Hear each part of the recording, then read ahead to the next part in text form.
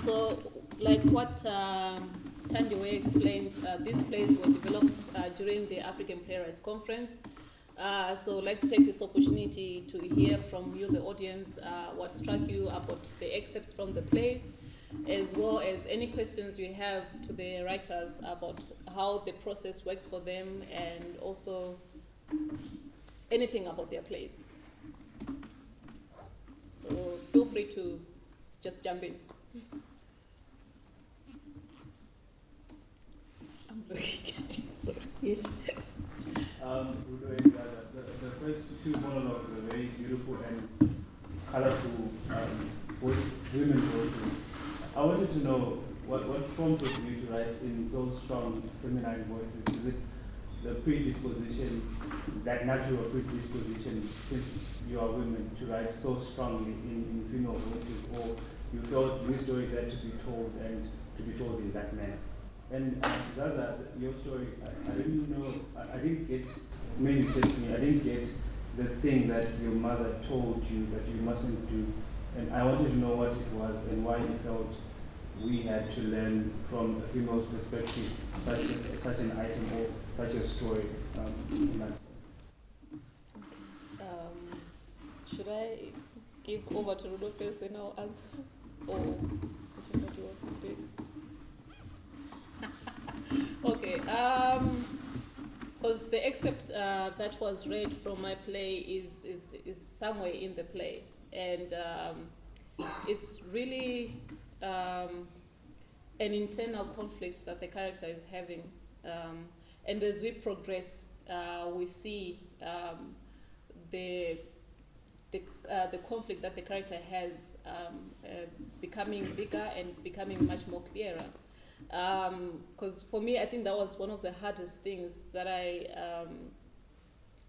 had to do with my play, because I knew what was going to happen at the end, and I already had a beginning, and then I had to kind of figure out what was happening in between without giving away what happens at the end, because it's got a twist, and I don't want to say it now because you might not enjoy the experience when you come and watch the play someday. But essentially, the character is not who she says she is. But what we're trying to achieve with this monologue is this internal conflict that she has with being a person who's not what they are, and trying to find their way back to their self, their true self, but at the same time they have to be this person that other people dislike. Yeah. And then in terms of writing a strong female voice, I don't know, I guess maybe it's an added bonus that I'm a woman. So then that means the experiences of a woman, I've gone through some experiences of a woman, but not the experiences of a woman in totality. So whilst it's an added bonus, you still go through those struggles as a writer, trying to find the voice of the character, trying to find what their struggle really is. And I think during the Playwrights Conference, because this was developed in 2015, I actually, because this character is the protagonist of the play, I actually ended up liking the other characters, and I hated this character so much because I didn't know what she was about, and I kept trying to figure out what was the thing that she really wanted the most, and I couldn't figure out. And so I started developing this hate relationship with my character, and I guess it depends on you as a writer, but I think sometimes you have to go through that process until you get to a place where you really love the character despite their flaws.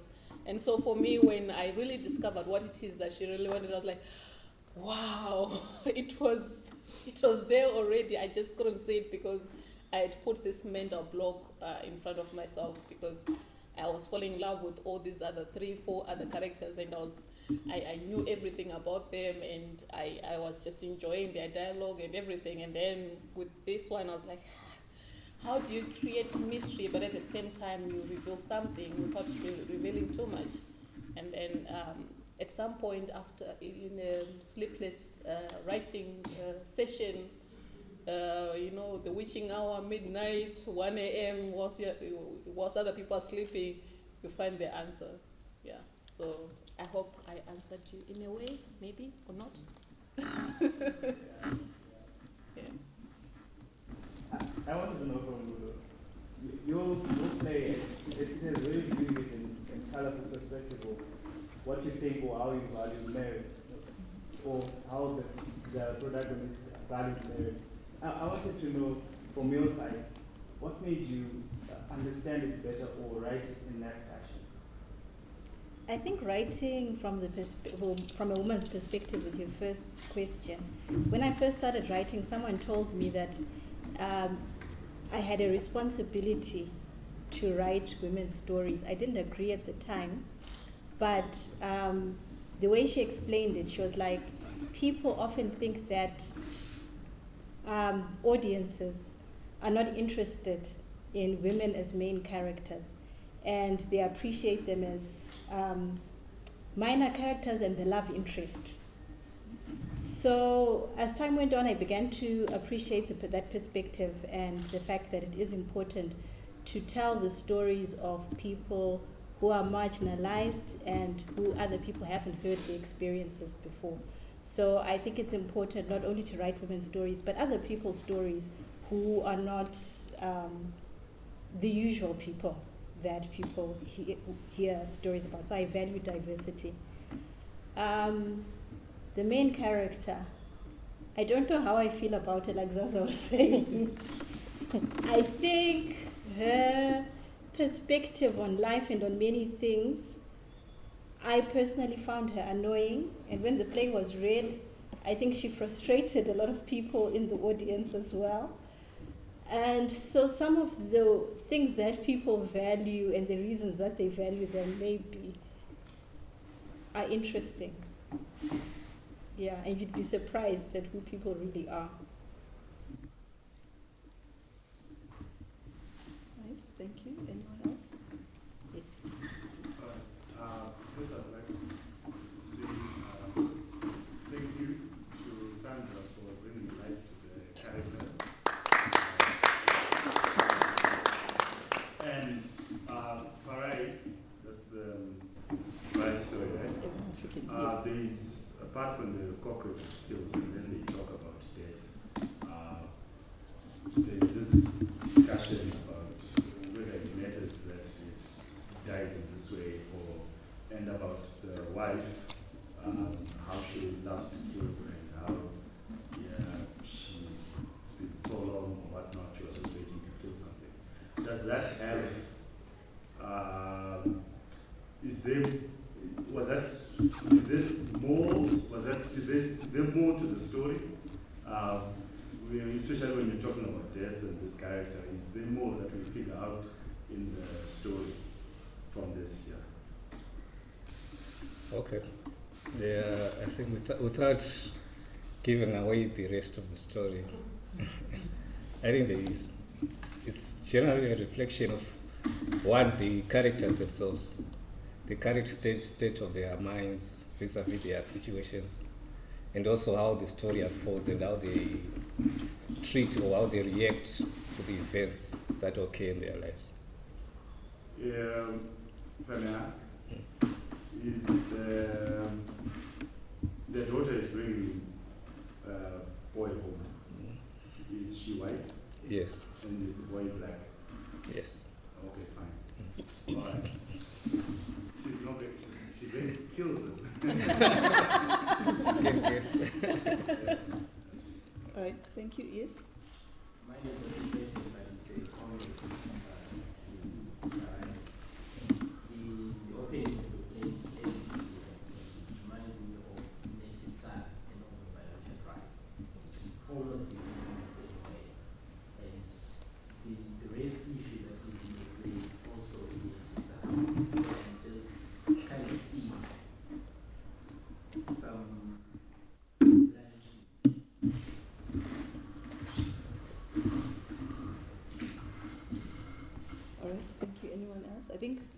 just out of interest, the students I was with, remember when I was saying that, remember we talked about a cockroach doesn't just die.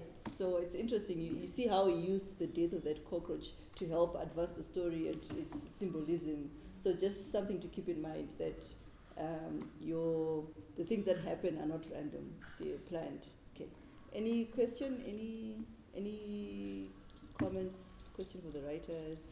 Maybe a broader perspective, maybe not necessarily about the plays only, but about writing in general, or anything, what their writing process is. Maybe for the sake of our workshop participants, we could just ask, what is your writing process like? You know, everybody has a different writing process, so we just want to find out of interest what your writing processes are. Maybe we'll start with Farai and then this one. What's your writing process like? The writing process is how do you come up with your story, put it on paper, until you get to the end of a play? What's the process? For me, basically, it's I think what I see first is the ending, how the story ends, and then I try to figure out how do these characters get here. And so in trying to figure out how they arrive at that ending, that's how I come up with the story. And also, generally, some of these things are things which are just in your head, these stories. So you sometimes just keep thinking about certain things, you just keep thinking. Up to a certain point, then it really begins to really bug you that you have to do something about it. Then you start to come up with the story, and sometimes the story goes this way, then it goes another way. Sometimes it starts off as a novel, then it becomes a play, then it becomes something else.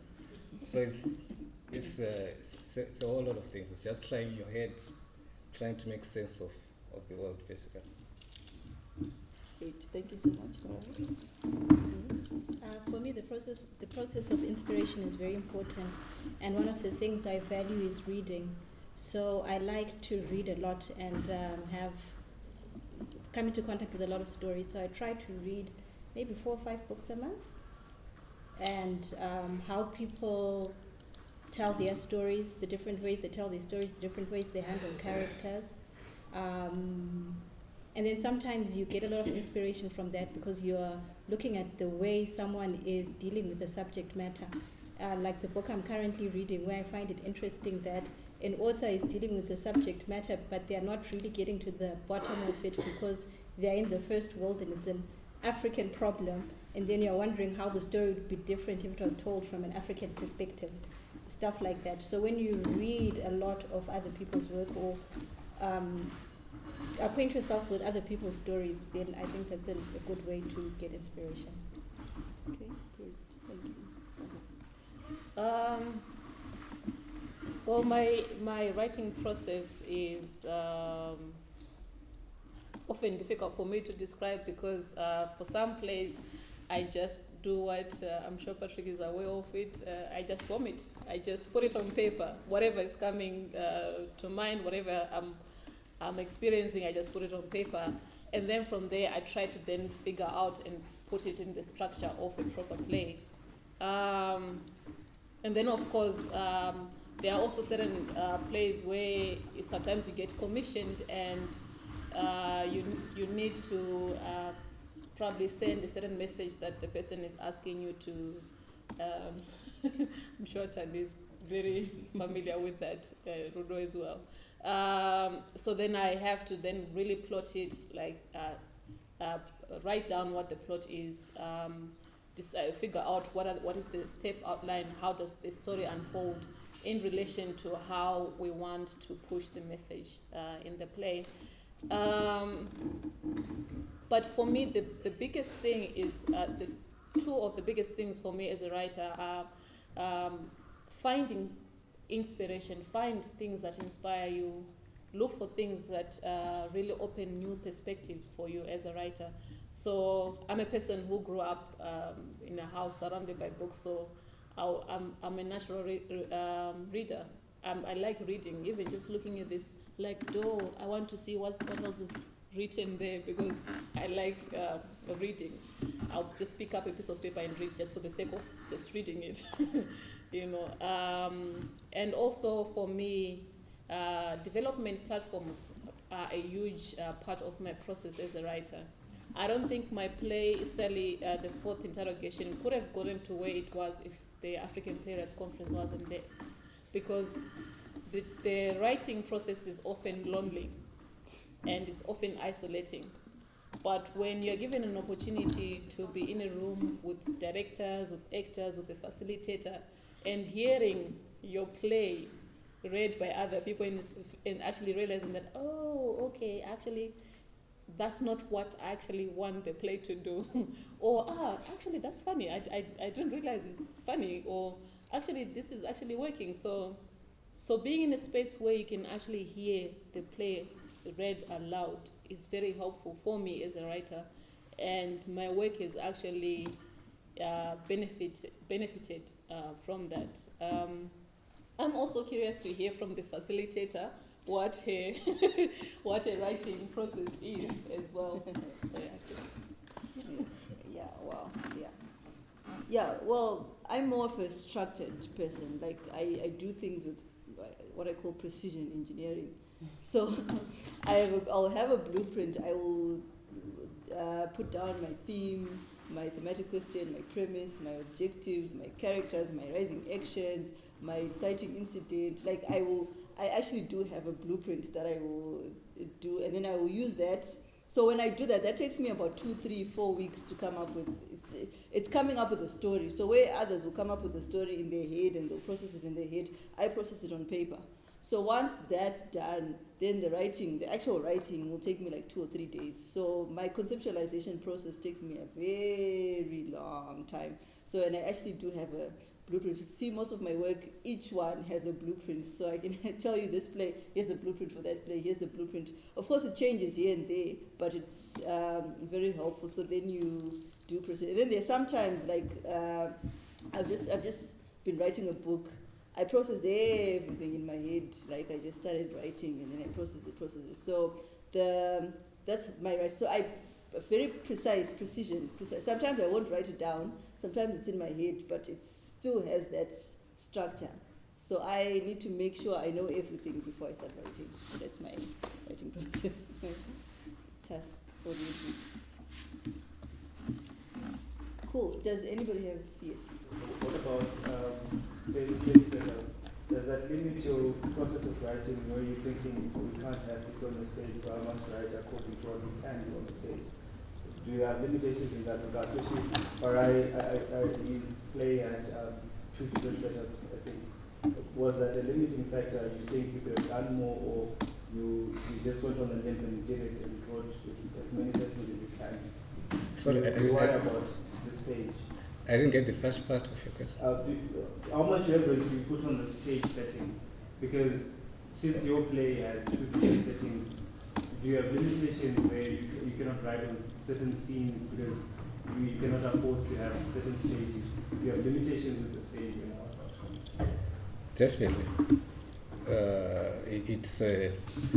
I don't want to use the word limiting factor, but it's something that you're conscious of when you're writing, because you are imagining the staging, how it's staged. So you work your way around that without necessarily compromising on your story. So it's something that you are aware of, but I won't say it has limited me as such, but it's something that I'm conscious of as I'm writing. Can I comment on that? Yeah. The first play I wrote, I didn't think about it. And then I realized later that I should have thought about it. And someone said to me as well, when you write, it's good to understand the actors that you have available to you and write with them in mind and write with the resources in mind as well. So even number of characters, because those people need to be paid. So your extravagance is very limited by your resources.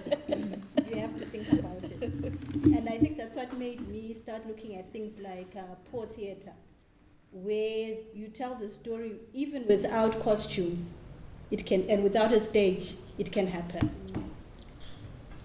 Because we are in Zimbabwe. Yes. So I just wanted, this quite interesting that you were saying that.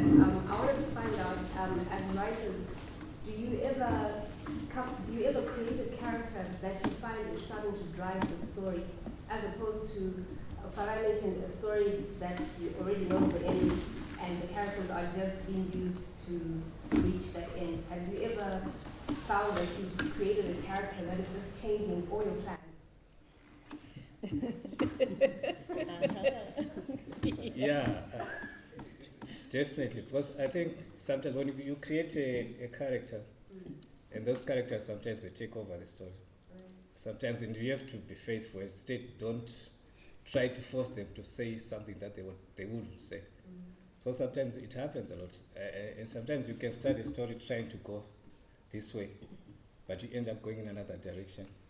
It's definitely part of the process. I think like when we did the Playwrights Festival, in my piece I had, central characters. But when people read the play, they're like, we like these ones. Yeah. We like this character. Develop this one. This is the one. So you've got your protagonist, and people just don't care about your protagonist. So they want you. So it does happen quite a lot then. Yeah. Yes. This is for all of you guys. Why did you particularly choose to tell your stories through plays instead of maybe novels, poetry, or any other form of writing? Why you want to give me like a I went off this last time. Yeah. For me, because I'm a poet as well, and I'm also a short story writer. And I also write for television as well. But for me, I was attracted to theatre from a very young age, because for me, theatre is quite immediate. Like you get the response there and then, you interact with the audience there and then. And there's something liberating about that, about being able to tell a story, about seeing that story impacting other people, and processing that. Not that I don't have a love for the other mediums, but for me, theatre is and will always be my first love. And so the reason why I then decided to write plays was I was also not seeing the stories that I was interested in watching on stage. I also I thought it was a bit problematic that most plays didn't have a female protagonist, or if they did, the female protagonist would be more of a caricature of what a real person is. And it's not like it's my duty, but I think maybe I can also add something to that narrative. Yeah.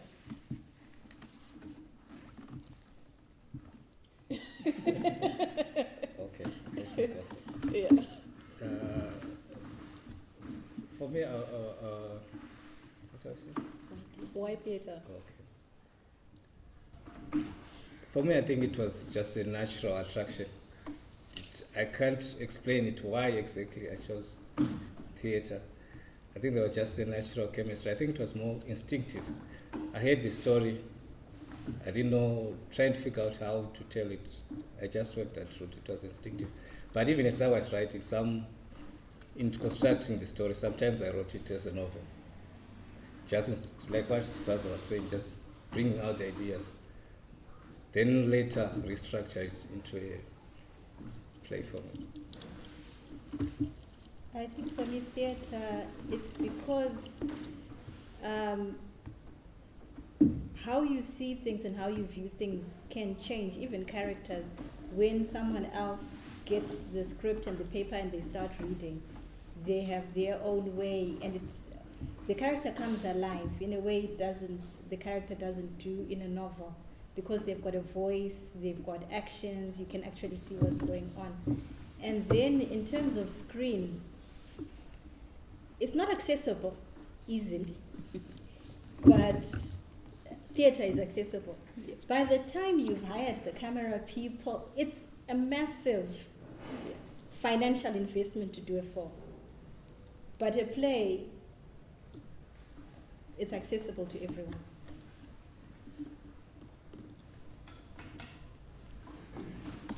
Okay, anyone else? question or make a comment? Yes, ma'am. You guys said that you get your inspiration from, let's say, reading books since you grew up in like family in which you read a lot of books or you just read books in general. Don't you ever have those situations where you get inspired, right? And like maybe in the middle of your play, you realize that there's a cliche. How do you deal with it? How do you go about it? A cliche. When you're reading a book, that person has been successful for a reason, and sometimes it's the way they have done a particular thing. So when you are reading the book, something strikes you about the way that person has achieved a certain thing. So sometimes it's the structure, the way the structure is told, the structure of the thing. So you take it up, when you're reading it, you take it apart and you find out how did she achieve this or how did he achieve this. Or the form or the content, how did they do this? And why does this work? Why does this romance work? When I read that one, why didn't it work? What was the nature of it that made this successful and made that not successful? So when it's a cliche, you leave behind what you think is a cliche or what's not working. And then when you're reading something or watching a movie or listening to music, you discover from the person who is successful what exactly it is that made it work and what made it successful. And then you use the method that they used to make it successful. Okay. I believe life is full of cliches. So don't try to reinvent life, as it were. Because if you look at the history of humanity, going back even to the time of the Bible, people are basically still the same people. So cliches will always be there. I think it's something that you can, as a writer, it's something that you can use to your advantage. Just put it in the current context that you're now writing about, but basically people are still the same. There's a saying that says history repeats itself. People never change, so cliches will always be part of life. And sometimes cliches help your readers to identify with the piece. So if it's too out of this world, they will disconnect and they will, even those stories that are futuristic or those stories that have nothing to do with normal worlds, they do have certain cliches that help us. They're human stories. Like he was saying that people don't change. So sometimes cliches help your audience to keep engrossed into your piece. So it's just maintaining that balance. You don't want it to be boring, but you also don't want to lose your audience members. For me, I worry about cliches because sometimes when people keep on hearing the same thing over and over again, it becomes tired and it won't have the same effect that you'll be looking for when you're writing. So what I try to do with cliches, because sometimes it's a little like that formatting process. I know that at some point in my dialogue I'm going to have a cliche and even in some of the things that are happening in the play. So I track through that and try to see if the cliche is trying to have a certain effect in the play. I either look for something else to replace that cliche or I turn that cliche on its head. Like keep the statement, put on something else different that people would not have imagined, Yeah, that's what I try to do with that. Sorry, this may be a very basic question, but what is a cliche in a play? Like in the context of a play, are you referring to the phrase or a typical turn of a play? Okay. Yeah. What was your question? What was your question in What did relation you to that? I think everything, because it could be like in the character and a character, or it could be phrases won't be as bad because people tend to say like the same things but maybe in different ways. So maybe the character or the plot in itself. So yeah. Yeah, so that was my question. What's a cliche plot? What, as writers, what would you say like, oh, this is so typical? That maybe a non-writer would be like, no, not really. You see what I mean? Okay. Well, I don't have an example right now, but for me, I think when you are 10 minutes into watching a play or 10 pages or 20 pages into reading a book, you know how it is going to end. And when you get to the end, you get to be disappointed because you know you were right. You realize that you were right. So for me, that would be a cliche in a story in a plot structure. Because and also knowing that, okay, I've seen this story before. I know how the story ends.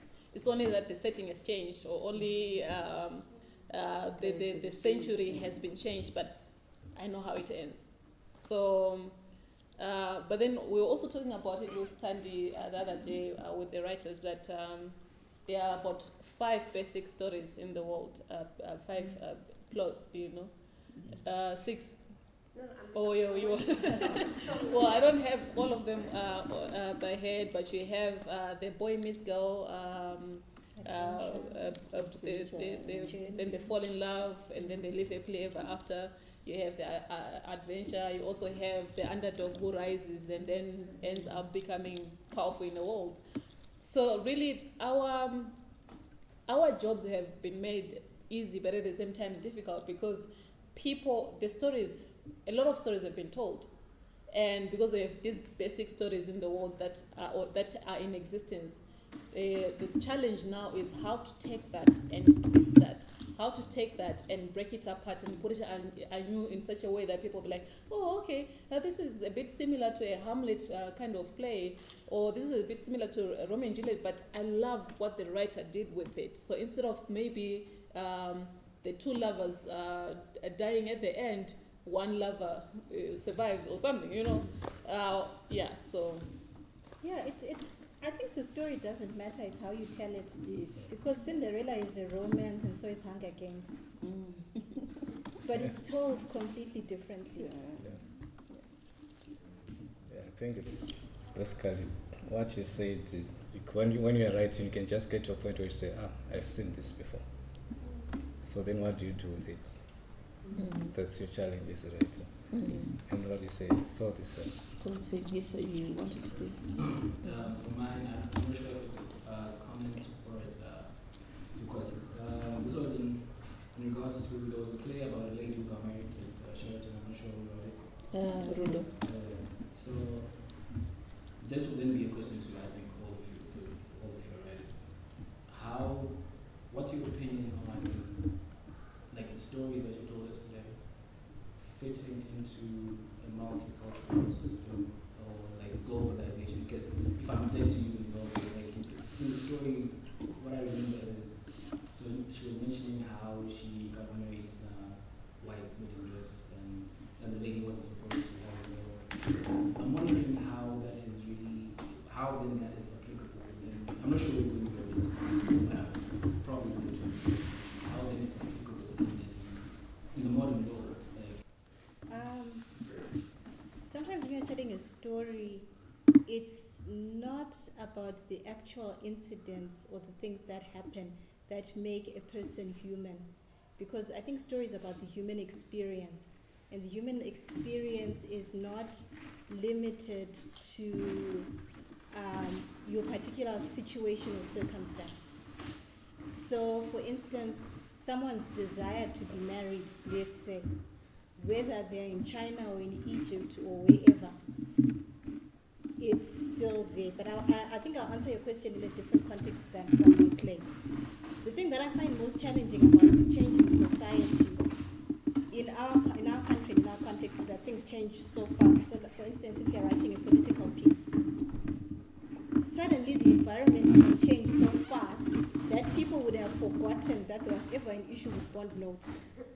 And now your play is finished, and we're now talking about bond notes, and now people have moved on because the dispensation has now moved to a different dispensation from when you started the play process. So in terms of the human experience, I think not so much as in terms of, in Zimbabwe, our political environment, that the issue that you started writing about in October last year, when you're talking about the president, is no longer relevant in March this year, or actually even the next month the president's changed. I don't know. like you mentioned Cinderella, how it's all like that piece, that story stood out in time. You then contextualize it like, okay, the language, the setting, during Shakespeare's time. The story is still beautiful. My question is not on, how can I put it? It's not on the girl's opinion on Yes. what marriage is in that particular moment. Because that's when I was like, so I might need to know when you wrote it. Like, Oh, okay. In terms, it's difficult to explain without the context of the whole play to understand that particular character. But it's that particular character's thoughts and feelings at that time. Yeah, and I think for me, just to answer to what you're saying in terms of you're saying culturally relevant, how does it relate to other cultures beyond this space, right? That was your question. I think we're talking about the universal stories and the many different versions of that universal story. And the edge that we have as writers from any particular place is in our specificity. So if we take those experiences and we take them to our context and amplify that and put that in our place, our stories get to be much more compelling, despite the fact that even for someone who's probably from a country where they no longer value things like a girl being a virgin before she gets married, but within that context of the play and within the context of the place that the play is set in, people will relate. And also it makes our stories much more richer because we are giving something different from what they're used to. I think I'm just going to respond one more time, then I shut up. So there was someone wanted to I say. just wanted to maybe respond as well, if you don't mind. You talked about virginity and marriage and how that can relate on a global stage today as times have changed. From the play. From the play, yeah. But I just wanted to just point out that I think it's a really important point that was raised in the play because those are expectations that the world has on women still today. If you look at Hindus, if you look at so many different cultures around the world, besides America, besides the first world, those are expectations that are still expected from women today. So I feel like it's still very relevant today if we look globally, the way that marriage is viewed and the way that those expectations are still, they're still relevant to girls all over the world. And then, like what Zaza mentioned, that it could be strange, performing a story like that on Broadway. But even in Broadway, it's like, wow, that's so different. That's just not how we live, because you're bringing in something different from the culture that is there in the first world. Yeah, and I think also the disconnect, the global disconnect comes if your audience doesn't understand the world of the story. So if in the world of her story, being married a virgin is very important. She mentioned Hunger Games. In Hunger Games, they have a society where once a year you go play a game and everybody dies except one person. That happens nowhere. But within the world of the story, we as the audience understand the world of the story, how people enter the world, how people leave the world of the story. So you can take your play about a person wanting to be married a virgin wearing a white dress to China. As long as they can understand the world of the story, as long as people can understand the world of the story, what's in there and how important it is to the character, then the play will be global. So the disconnect comes if you haven't properly developed the rules of the world of your story. So once again, humans are the same everywhere. So the underdog story, the romance story can be, once again, Cinderella or Hunger Games. But both worlds are clearly developed very well, such that when you're sitting there and you're like, if she doesn't get married a virgin, my gosh, what's going to happen to her? As long as it's very well developed. So you need to develop the world of your story. And then the people, it's like, Black Panther, people went crazy about Black Panther. It's like a completely imaginary world. But we understood the rules, the way the world works, what's important for the king, what he has to do. as long as your audience understands, your story can be global, even if it's got specific things that are specific to Zimbabwe. So that's just, you need to develop the world. So our time is almost up. If one is burning, one more person is like, I am on fire, I need to speak or I will explode. And then we can hand over to Saza and conclude. Behind Nancy. Do you have your hand up? Behind Nancy?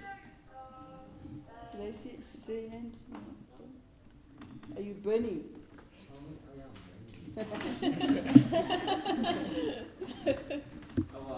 Sorry I'm late, but I wouldn't know if this question was asked already, the other writers. But for me, I'm more interested in like when your writing process, when you are stuck, because at times, in as much as the story is yours and all that stuff, you get to a point where some things are not even making sense to you as the writer, since characters have come up, they are going wherever they're going with the story. So I want to know, what do you do when you are stuck? You can't go beyond a certain point to say, okay, I have no idea where the story is going to anymore, or the initial blueprint that I have and what I'm writing. At times it doesn't go together. At times, the blueprint will be there, but the story is taking you somewhere. So now, what do you do when there's that conflict? When you're having conflict with your own story, to say, okay, this is not making sense. This is not what I wanted the story to say, but it's saying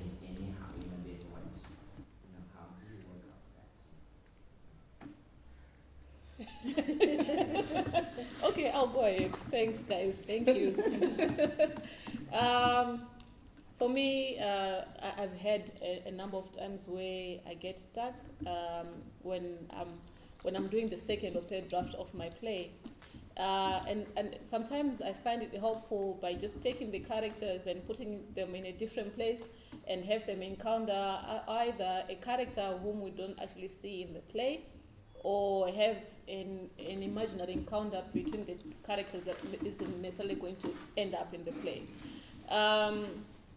But I also notice that sometimes when I'm stuck, it's because there are certain decisions that I'll not have made concerning certain things, especially what Tandi was saying in terms of rules of the world.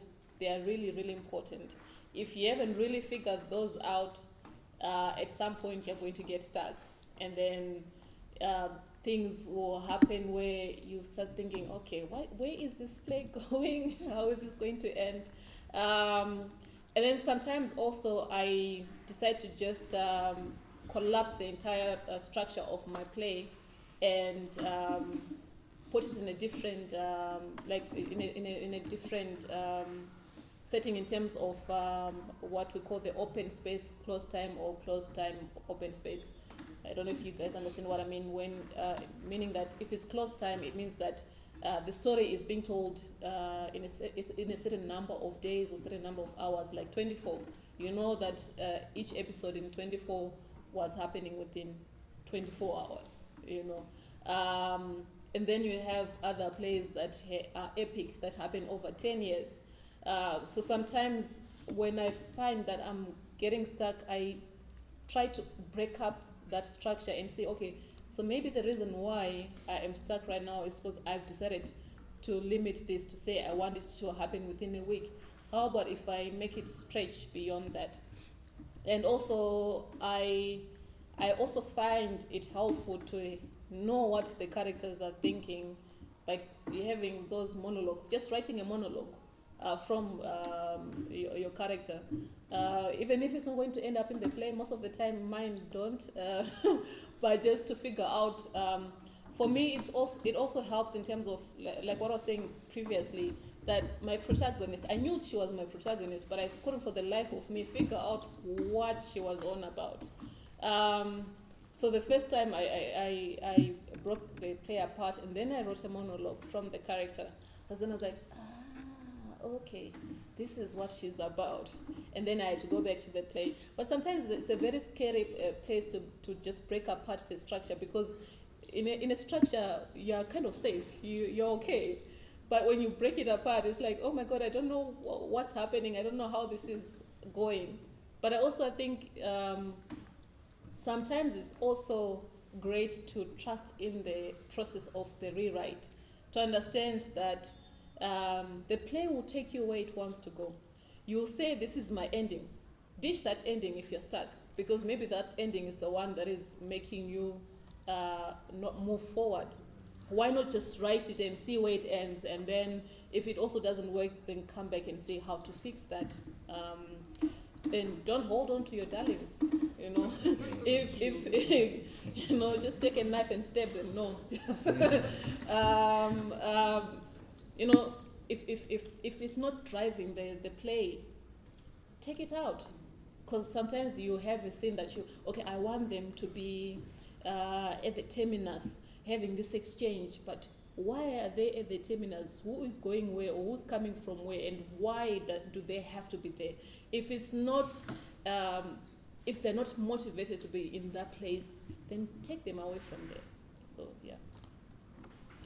I only figured out this getting stuck thing a month ago, because it happened to me all the time. Each and every time I'd write, I'd get stuck. And then I didn't get stuck a month ago, and I figured out why. It's because I didn't do what Tandi was describing. So I didn't know the story. I was writing from my gut and my feeling. But I didn't know it. I didn't know the characters. I didn't know the story. I didn't know what was supposed to happen. I didn't have that knowledge. But when you know exactly what's going to happen, you can't get stuck. So I was getting stuck because I was just started writing. Then I'd write and I'd have a general idea that this was going to happen, this was how it was going to happen, but not exactly and at what point. That's why I was getting, but I only figured it out about 4 weeks ago. And I think for me, when I get stuck, usually it's because I'm forcing my character to do something they don't want to do. So I'm like, and then she has to hug her. She has to hug her niece. But the character's like, I don't want to hug my niece. So I spent 3 days in this paragraph trying to write it in such a way that the character ends up hugging the niece, but the character's like, no, I don't want to hug the niece. So sometimes sit back, ask your character, how would you respond in this situation? Your character, not you, because as the writers, we want to impose. So when I usually get stuck, I ask my characters, okay, fine, what would you do? And then I listen to my character, and then, okay, so fine, then I'm stuck. So another thing that helps, sometimes you just get stuck, maybe because you feel like the story is not going anyway. So like, I've been writing a book, and my husband has been helping me. So when I get stuck and he reads the book and he's like, oh yeah, this is so cool, this is where it goes, this is what it does, it actually helps me continue. So sometimes you just need somebody to give you that push to say, hey, you're on the right track, because you think you're not when sometimes you are on the right track. So you sometimes get somebody to read your play, your work, and then they're like, yeah, cool, it's cool. Or sometimes kill the baby. You know, it's just not working. The whole play is not, the story is not working. Maybe you need a new one. Maybe the story just doesn't work. So there are many ways to get unstuck from stories. Yeah. Okay. For me, usually I just do the basic thing. When I'm stuck, I'm writing, I'm stuck. Sometimes I just leave it for a while, just to refresh my mind. Try to come back to it. Sometimes it works, sometimes it doesn't. Sometimes I just back up in the story. Just try to follow the story on my own. And sometimes you start from behind. Then sometimes you find by the time you get to where you're stuck, things start flowing. And also the issue about having a desired ending at the beginning, it's not a straight jacket. It's something, it's very flexible. Sometimes I'm more faithful to the characters and the story than to my desired ending. Desired ending is there, but rarely, I don't think that has ever happened to me, where I get there the way I thought I would get there. So sometimes I just let the characters just dictate the story and how it goes. So from time to time, I just be flexible. All right, thank you so much. I'll hand back over to Zaza. All right, thank you so much, ladies and gentlemen, for coming through on this Saturday afternoon and sharing your time with us. I'd like to thank Nancy and Paddington, the students who were courageous enough to share their work. It's not easy for us writers to show our babies to the world with all their flaws, you know. But that sharing is the first step towards further developing your work. So thank you so much, Nancy and Paddington. Thank you, Farai and Rudo, for coming and sharing your experiences and also sharing parts of your plays. Thank you, Sandra, amazing woman. Thank you for bringing life to the characters and allowing the writer's work to be heard by the audience. Before I also make my final thank yous, you were given some feedback sheets when you were coming through. Please share your feedback with us, and if you also want to get in touch with us, provide your details on those slips that are being provided to you. If you don't have a pen, our very resourceful stage manager will help you find one.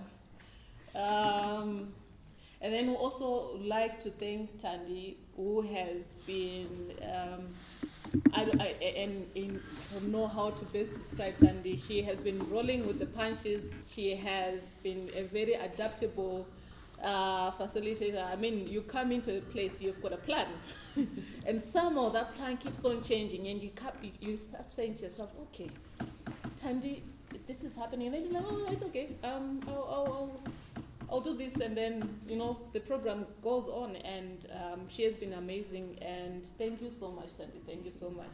I would like to also thank the UZ Theatre Department for housing us today and also during the past 2 days that we're here at the UZ. And then, of course, thank you to the people behind the scenes, Prudence and Huda. And then our next program is a stage reading of Windy.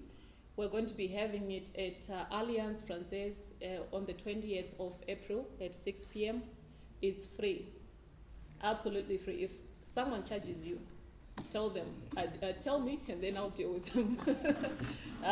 So please bring as many friends as possible and also help us spread the word. With that, I will end here, and once you've filled those feedback sheets, you can give them to our stage manager, Prudence, who's seated there. You can hand them. Thank you so much, ladies and gentlemen. Enjoy the rest of your Saturday.